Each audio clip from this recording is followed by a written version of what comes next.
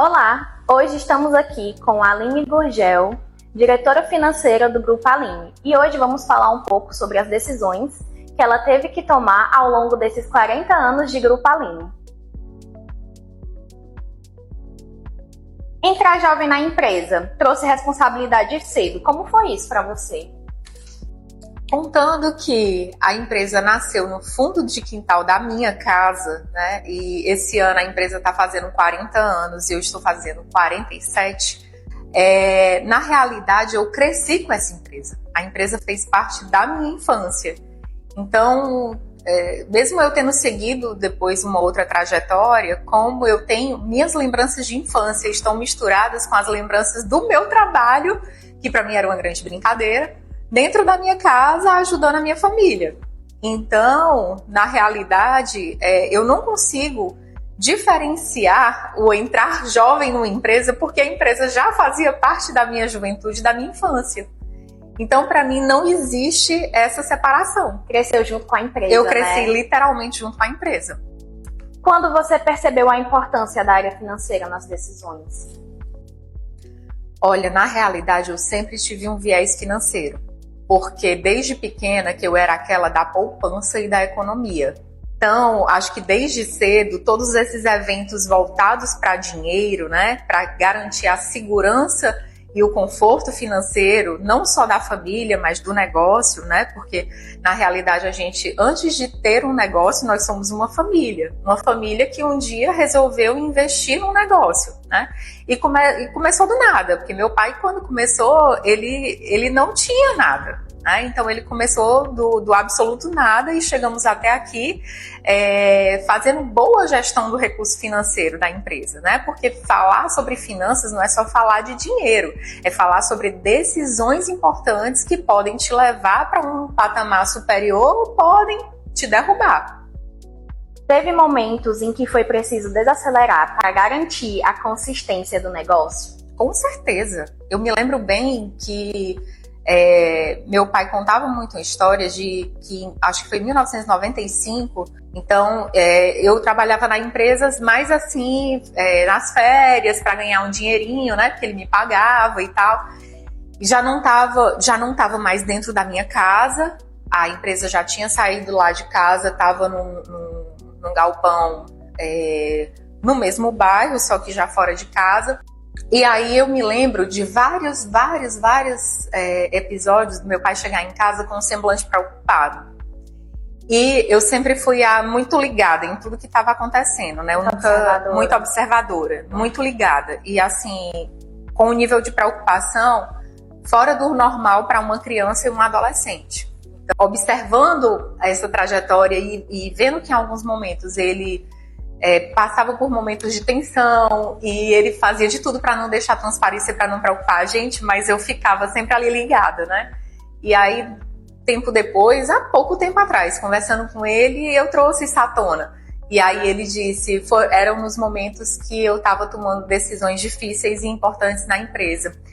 E em 1995, eu tive que reduzir a nossa empresa pela metade. Eu tive que demitir metade dos funcionários porque eu trocava muito título em banco. E aí, aquele título era descontado no banco. Aí, um belo dia, eu recebi uma ligação do banco e o banco disse que não tinha mais crédito, que não ia mais poder fazer a antecipação dos meus títulos. E eu precisava daquele dinheiro para capital de giro, para comprar matéria-prima, para pagar funcionário, né? Para poder girar o negócio. E aí foi quando ele disse, bom, se eu ficar dependente do dinheiro do banco para rodar meu negócio, no dia que o banco fizer exatamente o que ele fez hoje, acabou meu negócio, porque eu não vou ter dinheiro. Então eu prefiro reduzir meu negócio pela metade para que ele caiba no dinheiro que eu tenho. E eu nunca me esqueci dessa história. E toda vida que a gente está enfrentando algum desafio aqui dentro, porque hoje eu tenho muito mais a cabeça voltada para desafio do que para problema, né? Porque eu acho que tudo tem solução. Basta que a gente consiga manter a calma e use todos os recursos que a gente pode recrutar com a nossa experiência para poder resolver aquele problema. E aí, quando ele me falou Aí eu demiti metade dos funcionários. Foi a decisão mais difícil que eu tomei. Eu reduzi toda a minha operação pela metade. Eu fui para a máquina, operar a máquina, porque eu não tinha quem fizesse. Porque ou era eu indo para fazer o negócio acontecer, ou era manter uma pessoa que, infelizmente, dali a um mês eu já não ia mais poder pagar. Então, ele tomou essa decisão. Isso trouxe um custo, obviamente, emocional, né? Porque tomar decisões difíceis traz um custo emocional, mas que depois se mostrou muito assertiva. Então, talvez se ele não tivesse tomado aquela decisão naquele momento, nós nem estaríamos aqui hoje para contar a história. O que você considera na hora de tomar uma decisão que impacta o futuro da empresa?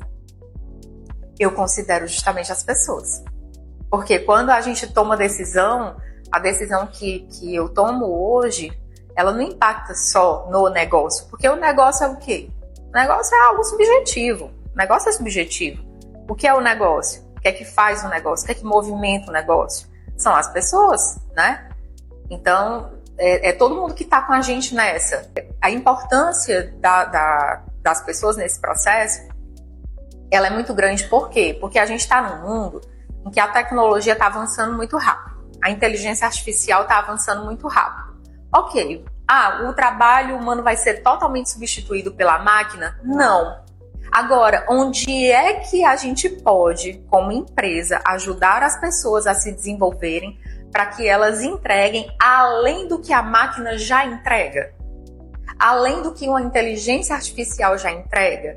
E aí eu estou falando de decisões que, quando você é do financeiro, você vai saber do que eu estou falando. Quando a gente diz, olha, eu estou crescendo uma operação, eu posso automatizar muita coisa da minha operação, não posso? Tá. Pode.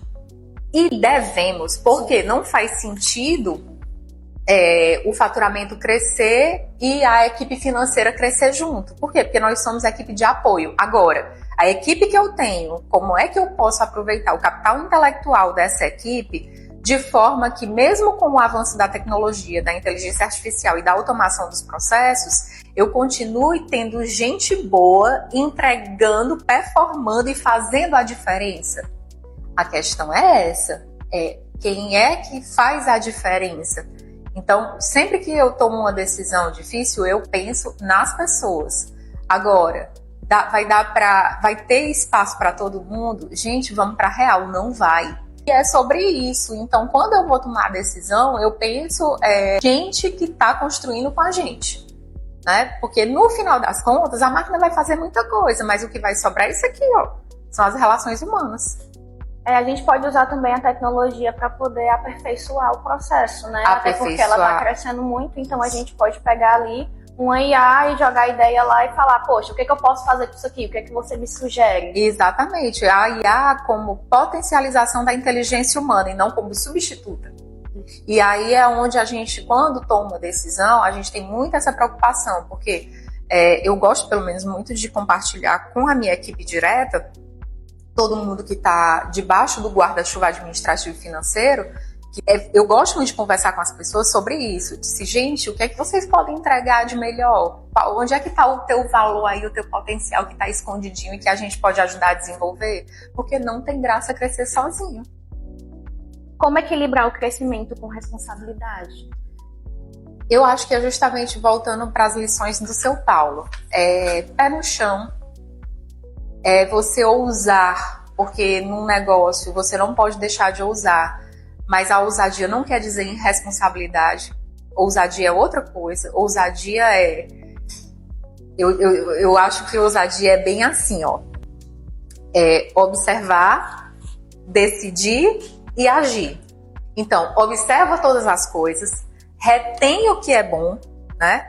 Ali você já está de posse da informação e do conhecimento de qualidade, toma uma decisão embasada naquilo e em seguida você vai para a ação. Então o processo é mais ou menos esse: observa, decide e age. Aí às vezes quem vê de fora, mas tu é muito corajoso, tu tomou essa decisão, mesmo tu fez, mas isso já vem sendo maturado há muito tempo. Então eu acho que essa é a base do crescimento com responsabilidade. E como esse olhar contribuiu para a solidez do Grupo Alinha ao longo dos anos? Eu acho que é justamente isso, porque é a ousadia com responsabilidade. Então, a ousadia por trás tem os 3 P's, né? Então, parar, como é? Processar e prosseguir.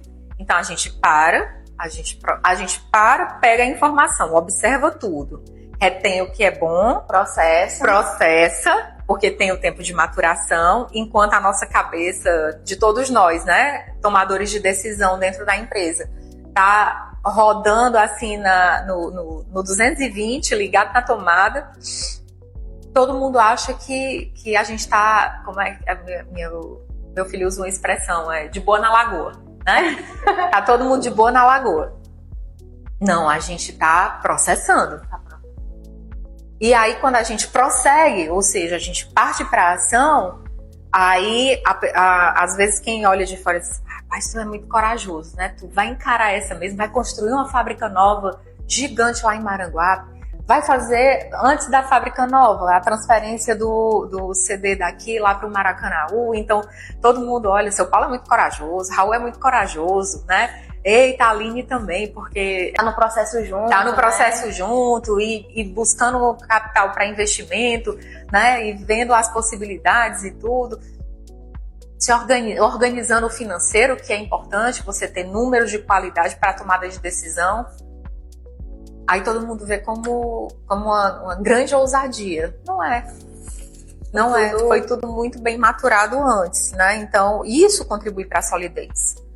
Na realidade, o que nos trouxe até aqui foram as decisões que obedeceram os 3 P's. É importante. É importante. O que mudou na sua forma de decidir hoje em comparação com o início? Maturidade. Não tem outra coisa. Maturidade. Eu acredito muito no processo de amadurecimento que a gente passa. Ninguém nasce pronto, né? E quando a gente tem um olhar de aprendizado para a vida, e isso eu falo para a vida, tudo que acontece na minha vida, é óbvio que nem sempre foi assim, e isso também faz parte do processo de amadurecimento, eu tento encarar aquilo como o que a vida está querendo de mim, né? Antes eu ficava muito presa ao porquê. Por que isso está acontecendo? Meu Deus, por que a gente está passando por isso, né? Por quê? Ao invés de procurar como ou para que isso está ocorrendo naquele momento. O que eu posso aprender com isso? O que é que eu posso aprender com essa situação? Para que eu estou passando por isso? E não o porquê. Porque o porquê te leva para o vitimismo. E o para quê te leva para o protagonismo. É algo completamente diferente. Ah, mas é só uma forma de falar. Importa? Importa, porque é a mensagem que eu tô mandando pro meu cérebro. Eu treino o meu cérebro o tempo inteiro. A gente tem um filtro dentro da nossa cabeça que a gente pode usar ele de várias formas, né? Se eu filtrar, se eu processar a história do P, mais uma vez, se eu processar aquilo de forma assertiva, entendendo para que eu estou vivenciando determinadas situações, para que a vida me colocou naquela determinada situação, para que eu preciso olhar para tal coisa, para resolver tal coisa, o que é que eu tenho que aprender com isso? O que é que a vida tem para me ensinar com isso? O que é que eu tenho para contribuir? Porque nós todos temos o que ensinar. Eu acabei de aprender aí com você, né? E é sobre troca, sobre conexão. E eu acredito muito no poder das conexões.